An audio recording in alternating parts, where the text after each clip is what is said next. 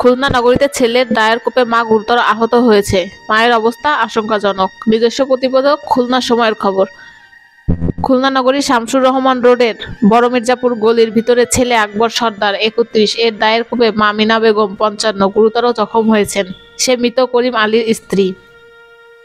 ঘটনাটি ঘটেছে গতকাল রাত ১০টার দিকে। স্থানীয় লোকজন মাকে গুরুতর আহত অবস্থায় উদ্ধার করে খুলনা মেডিকেল কলেজ হসপিটালে ভর্তি করে। খুলনা মেডিকেল কলেজ হসপিটালের চিকিৎসকরা জানিয়েছে, ছেলের আঘাতে জখম হওয়া মায়ের অবস্থা আশঙ্কাজনক।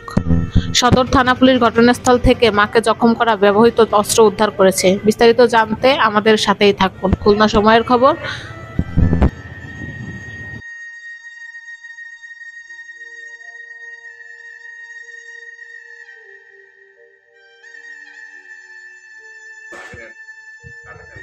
হ্যালো।